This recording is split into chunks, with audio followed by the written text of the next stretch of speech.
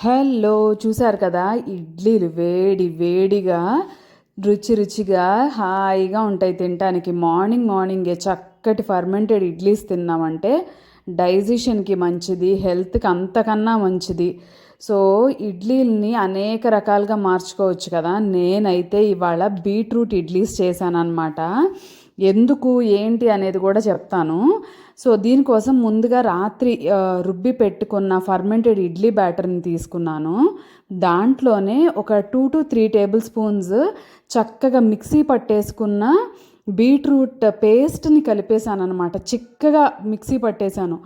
మళ్ళీ జారుగా పడితే ఇడ్లీ బ్యాటర్ లూజ్ అయిపోవచ్చు. జారుగా తయారైపోతది మరి. ఇప్పుడు ఇడ్లీ ప్లేట్స్‌కి చక్కగా నెయ్యి రాసేసుకొని, దాంట్లో ఇడ్లీ బ్యాటర్‌ని వేసేసుకోవడమే అనమాట. సరే, ప్రాసెస్ అంతా ఎప్పుడు చూసేదే, కొత్తగా ఏం చెప్తున్నావు అని అనుకుంటారేమో.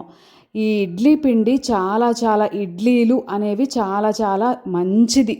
ఇది ఫర్మెంటెడ్ ఫుడ్ కాబట్టి మార్నింగ్ తీసుకోవడం వల్ల హెల్త్‌కి, గట్ హెల్త్‌కి ఎన్నో బెనిఫిట్స్ ఉంటాయి.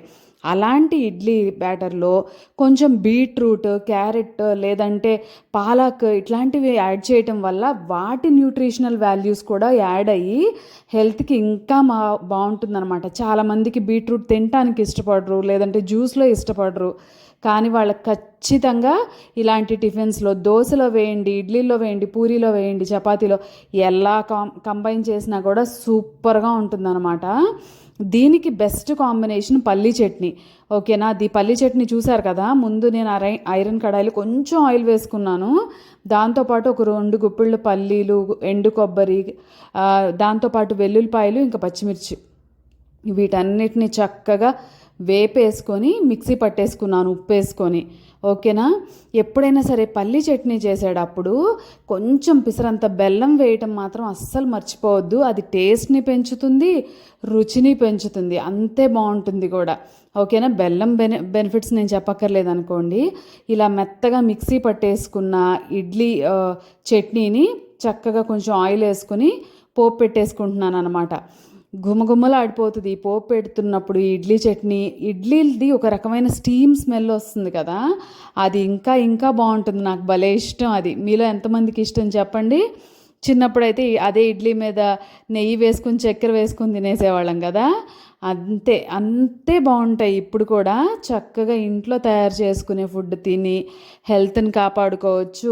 టేస్ట్కి టేస్ట్. ఇవి తిన్నారంటే బయట ఇడ్లీలు, నేను చెప్తున్నాను కదా, బయట టిఫిన్స్ జోలికే వెళ్ళము. ఒకవేళ తిన్నా కూడా మనకు నచ్చదు, అంత బాగుంటుంది కదా. సో, బీట్రూట్ కలర్ అలా వస్తుందని అనుకోవద్దు. స్టీమ్ అయిన తర్వాత అది పేలైపోతుంది, దాని కలర్ ఇంకొక రకంగా మారుతుంది అనమాట. మీరు చూసారు కదా అలా.